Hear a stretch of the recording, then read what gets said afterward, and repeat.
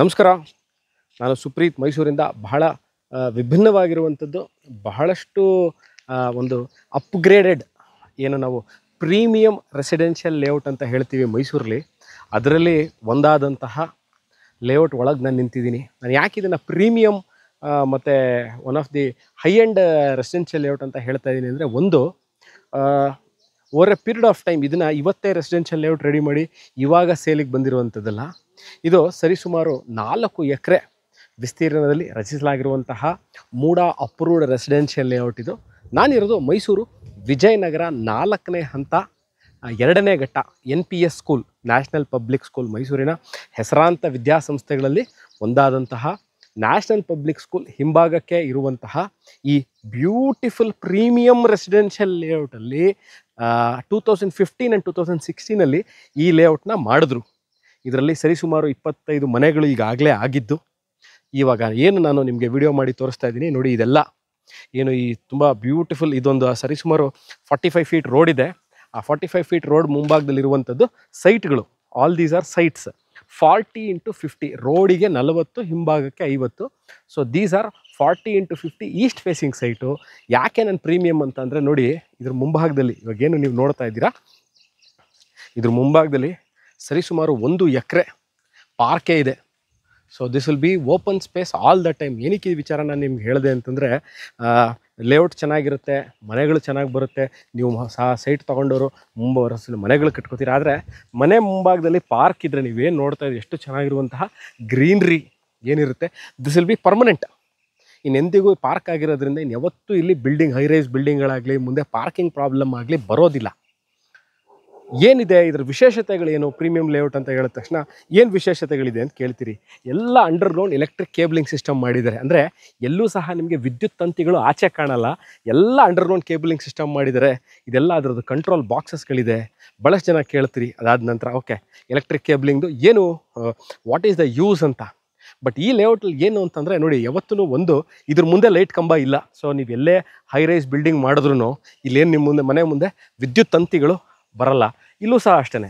ಇವ್ರು ಏನು ನೀವು ನೋಡ್ತಾ ಇದ್ದೀರಾ ಈ ಲೇಔಟಲ್ಲಿ ನೋಡಿ, ಈಗಾಗಲೇ ಭಾಳಷ್ಟು ಮನೆಗಳಾಗಿದೆ.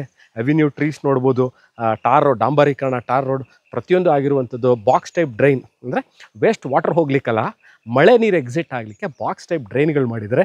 UGD ಅಂಡರ್ಗ್ರೌಂಡ್ ಡ್ರೈನೇಜ್ ಸಿಸ್ಟಮ್ ಅಂತ ಏನು ಹೇಳ್ತೀವಿ, ಅಂದರೆ ಮನೆಯಿಂದ ಹೊರಬರುವ ವೇಸ್ಟ್ ವಾಟರ್ ಎಕ್ಸಿಟ್ ಆಗೋಕ್ಕೆ ಎಲ್ಲೂ ಸಹ ಆಚೆ ಇರಲ್ಲ. ಎಲ್ಲ ಅಂಡರ್ಗ್ರೌಂಡ್ ವೇಸ್ಟ್ ವಾಟರ್ನೆಲ್ಲವೂ ಒಂದು septic tank or STP sewage treatment ಪ್ಲ್ಯಾಂಟ್ಗೆ ಹೋಗಿ ಶೇಖರಣೆ ಆಗುತ್ತೆ. ಎಲ್ಲೂ ಸಹ ಓಪನ್ ಡ್ರೈನ್ಸ್ ಇರೋದಿಲ್ಲ. ನೆಕ್ಸ್ಟ್ ವಾಟರ್, ಕುಡಿಯೋ ನೀರಿನ ವ್ಯವಸ್ಥೆ. ಭಾಳಷ್ಟು ಜನ ಕೇಳ್ತೀರಿ, ಸುಪ್ರೀತ್ ನೀವು ಲೇಔಟ್ ತೋರಿಸ್ತೀರಾ, ಲೊಕೇಶನ್ ಹೇಳ್ತೀರಾ, ಎಲ್ಲ ಸರಿ, ರೇಟು ಹೇಳ್ತೀರಾ, ನೀರಿನ ವಿಚಾರವಾಗಿ ಇನ್ನಷ್ಟು ನಮಗೆ ಮಾಹಿತಿ ಕೊಡಿ ಅಂತ. ಯಾಕೆ ಈ ವಿಚಾರ ಹೇಳ್ತಾ ಇದ್ದೀನಿ ಅಂತಂದರೆ, ಭಾಳಷ್ಟು ಲೇಔಟ್ಗಳಲ್ಲಿ ಮೂಡ ಅಪ್ರೂವ್ಡ್ ಲೇಔಟ್ಗಳಿರ್ಬೋದು, ಮೂಡ ಅನುಮೋದಿತ ಲೇಔಟ್ಗಳಿರ್ಬೋದು, ಅಥವಾ ಮೂಡದಿಂದ ಅಲಾಟ್ ಆಗಿರುವಂತಹ ಸೈಟ್ಗಳಿರ್ಬೋದು, ನೀರಿನ ವ್ಯವಸ್ಥೆ ಭಾಳಷ್ಟು ಕಡೆ ತೊಂದರೆ ಇರುತ್ತೆ. ಈ ಲೇಔಟಲ್ಲಿ ಏನು ಮಾಡಿದ್ದಾರೆ ಅಂತಂದರೆ, ಇದಕ್ಕೆ ಆದಂತಹ ಒಂದು ಬೋರ್ವೆಲ್ ಇದೆ. ಸೊ ಎಲ್ಲ ಮನೆಗಳಿಗೂ ನೀವು ಮನೆ ಕಟ್ಟಿದ ತಕ್ಷಣ ನೀವು ಸರಿಸುಮಾರು ಒಂದು 8,000 to 10,000 ಲೀಟ್ರ್ ಸಂಪನ್ನ ಇಟ್ಕೋತೀರಿ. ಓಕೆ, ಅಲ್ಲಿಂದ ನಿಮಗೆ ಎವ್ರಿ ಡೇ ನೀರು ಆ ಬೋರ್ವೆಲಿಂದ ನಿಮ್ಮ ಸಂಪಿಗೆ ಬಂದು ಶೇಖರಣೆ ಆಗುವ ವ್ಯವಸ್ಥೆ, ಅಂದರೆ ವಾಟರ್ ಸಿಸ್ಟಮ್ನ ಈಗಾಗಲೇ ಮಾಡಿದ್ದಾರೆ. ಬೋರ್ವೆಲ್ ಹಾಕ್ಕೋಬೇಕು ನಾವು, ನಮ್ಗೆ ಇಂಡಿಪೆಂಡೆಂಟ್ ಬೋರ್ವೆಲ್ ಬೇಕು.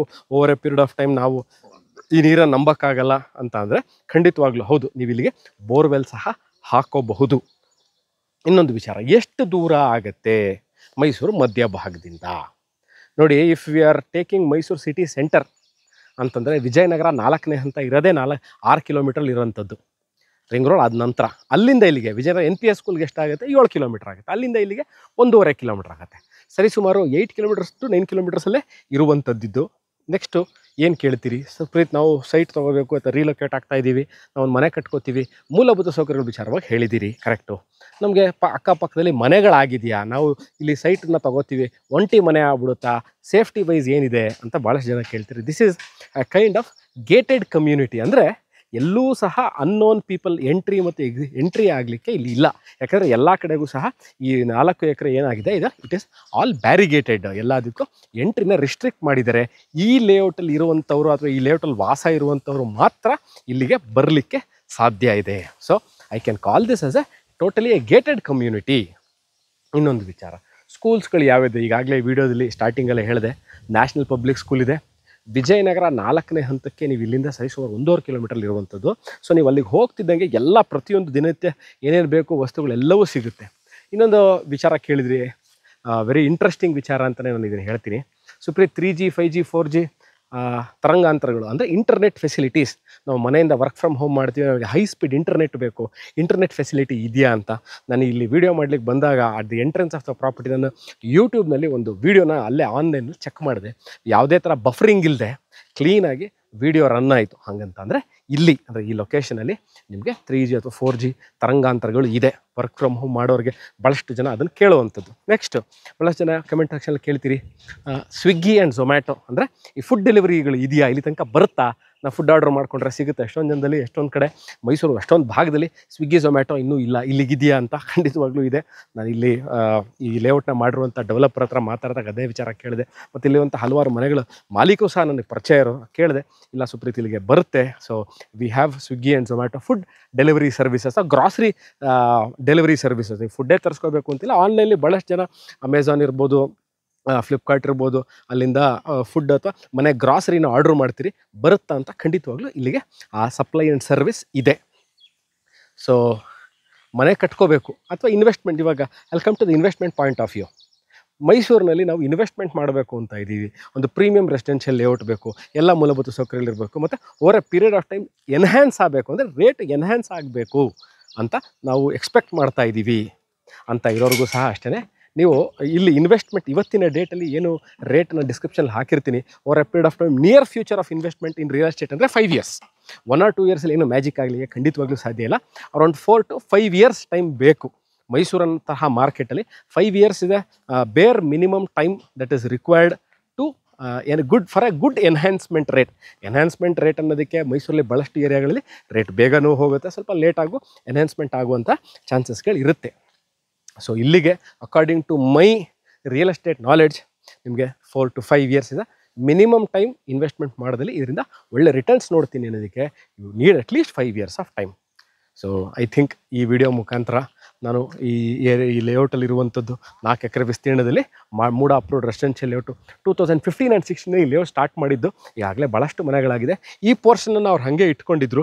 ಈಗ ಮೂಡದಿಂದ ಅಪ್ರೂವಲ್ಗಳನ್ನ ಎಲ್ಲ ಏನು ಅಪ್ರೂವಲ್ಸ್ ಬೇಕು ಅದನ್ನೆಲ್ಲವನ್ನು ತೊಗೊಂಡು ಈಗ this is up for sale. MUDA khata, MUDA ಕಂದಾಯ ಹೊಂದಿರುವಂಥದ್ದು. ನೀವು ಇಲ್ಲಿ ಮನೆ ಕಟ್ಕೋತೀರಾ ಅಂತಂದರೆ over a period of time ಮೂಡದಿಂದಲೇ ಪ್ಲ್ಯಾನ್ ಅಪ್ರೂವಲ್ ಸಹ ಸಿಗುವಂಥದ್ದು. ಸೊ ಇನ್ನೊಂದು ವಿಚಾರ, ಭಾಳಷ್ಟು ಜನ ಕೇಳಿದ್ರಿ, ಈ 20, 30, 30, 40, 40, 60ಗಳು ಬೇಗ ಸಿಕ್ಕುತ್ತೆ, ಮಾಡಿರ್ತಾರೆ ಭಾಳಷ್ಟು ಲೇಔಟ್ಗಳಲ್ಲಿ. ಈ ಮೆಜರ್ಮೆಂಟ್ 40 into 50, ಇವಾಗ ಏನು ನಾನು ಈ ಸೈಟ್ಗಳು ಸೇಲ್ಗಿದೆ ಅಂತ ಹೇಳ್ತಾ ಇದ್ದೀನಿ, ಇಲ್ಲಿ 40 into 50 ಸೈಟ್ ಮೆಜರ್ಮೆಂಟ್ಸು ಯೂಶಲಿ ಸಿಗಲ್ಲ. ನೀವು ವಿಜಯನಗರ 4 ಸ್ಟೇಜ್ ಆಗ್ಬೋದು, 1st, 2nd, 3rd, 4th stage ತನಕ ಬಂದ್ರೂ ಸಹ ನಿಮಗೆಲ್ಲೂ ನಿಮಗೆ ಈ 40 into 50 ಮೆಜರ್ಮೆಂಟ್ ಯೂಶಲಿ ಕಾರ್ನರ್ ಸಿಗ್ಬೋದು ಅನ್ನೋದು ಬಿಟ್ಟರೆ ಬೇರೆ ಕಡೆ ಎಲ್ಲೂ ಸಹ ಈ ಮೆಜರ್ಮೆಂಟಲ್ಲಿ ಸೈಟ್ಗಳು ಸಿಗಲ್ಲ. ಸೊ ಅದಕ್ಕಾಗಿ I am proposing this residential layout. ಯಾರ ಇಂಟ್ರೆಸ್ಟೆಡ್ ಇದ್ದವರು ನಮ್ಮ ಮೈಸೂರಲ್ಲಿ ಈ ಥರ ಒಂದು ಗೇಟೆಡ್ ಕಮ್ಯುನಿಟಿ ಇರಬೇಕು, ಬಹಳ ಕೂಲ್ ಆ್ಯಂಡ್ ಕಾಮ್ ಆಗಿರುವಂತಹ ಏರಿಯಾದಲ್ಲಿ ಒಂದು ಮನೆ ಮುಂದೆ ಒಂದು ಪಾರ್ಕ್ ಇರಬೇಕು. ನೋಡಿ ಇವಾಗ ಏನು ನೋಡ್ತಾ ಇದ್ದೀರಾ ತೋರಿಸ್ತಾರೆ, 1 ಎಕರೆ ಪಾರ್ಕ್ ಇದೆ. ಇದು ಆಲ್ಮೋಸ್ಟ್ 1 acre ಪಾರ್ಕ್ ಇದೆ. ಈಗಾಗಲೇ ಹೇಳಿದಂತೆ ಯಾವುದೇ ಸಹ ಮುಂಬರುವ ದಿವಸಗಳಲ್ಲಿ ಇಲ್ಲಿ ಯಾವುದೇ ಸಹ ನಿಮಗೆ ಮುಂಭಾಗದಲ್ಲಿ ಮನೆ ಬರಲ್ಲ. ಪಾರ್ಕ್ ಇದು ಸೈಟಲ್ಲಿ ನೀವು ಮನೆ ಕಟ್ಕೊಂಡ್ರೆ ಮುಂಭಾಗದಲ್ಲಿ ಪಾರ್ಕಿಂಗ್ ಸಹ ಯಾವತ್ತೂ ಪ್ರಾಬ್ಲಮ್ ಆಗಲ್ಲ. ಈಗಾಗಲೇ ಭಾಳಷ್ಟು ಜನ ಮನೆ ಕಟ್ಕೊಂಡು ವಾಸ ಇದ್ದಾರೆ.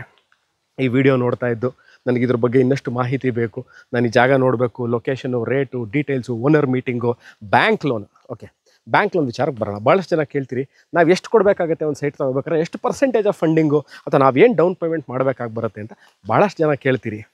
ನೋಡಿ, ನೀವು ಸರಿಸುಮಾರು 75% ಇಂದ 70% according to your eligibility criteria and your income criteria ನಿಮಗೆ ಲೋನ್ ಆಗುತ್ತೆ. ಯಾವುದೇ ನ್ಯಾಷನಲೈಸು ಪ್ರೈವೇಟೈಸ್ ಬ್ಯಾಂಕಲ್ಲಿ ಸರಿಸುಮಾರು 25%, 25% ವಿಲ್ ಬಿ ಯುವರ್ ಫಂಡಿಂಗ್, ಅಂದರೆ ಡೌನ್ ಪೇಮೆಂಟ್ ನಿಮ್ಮ ಕಡೆಯಿಂದ ಮಾಡಬೇಕಾಗಿ ಬರುತ್ತೆ. So I think I have completed the whole process of buying this property. ಎಲ್ಲಿದೆ, ಹೇಗಿದೆ, ಯಾವ ಥರ ಇದೆ, ಯಾವ ಅಮ್ಯುನಿಟೀಸ್ ಇಲ್ಲಿದೆ, ಅದೆಲ್ಲವನ್ನೂ ನಾನು ನಿಮಗೆ ಈಗಾಗಲೇ ಹೇಳಿದ್ದೀನಿ ಅಂತ ಭಾವಿಸ್ತಾ ಇದ್ದೀನಿ. ಇದೇ ಥರ ಇಂಟ್ರೆಸ್ಟಿಂಗ್ ವೀಡಿಯೋಗಳನ್ನ ತೊಗೊಂಡು, ಸೈಟ್ಗಳನ್ನ ತೊಗೊಂಡು, ಮನೆಗಳನ್ನ ತೊಗೊಂಡು, ಪ್ರಾಪರ್ಟಿಗಳನ್ನ ತೊಗೊಂಡು ನಾನು ಸುಪ್ರೀತ್ ಅನಂತಸ್ವಾಮಿ ನಿಮ್ಮ ಮುಂದೆ ಇನ್ನೊಂದು ವೀಡಿಯೋ, ಇನ್ನೊಂದು ಜಾಗ, ಇನ್ನೊಂದು ಮನೆ ತೊಗೊಂಡು ಬರ್ತೀನಿ ಸ್ನೇಹಿತರೆ. ಈ ವಿಡಿಯೋ ನೋಡಿದ್ದಕ್ಕೆ ಅನಂತ ಧನ್ಯವಾದ. Take care, see you, bye.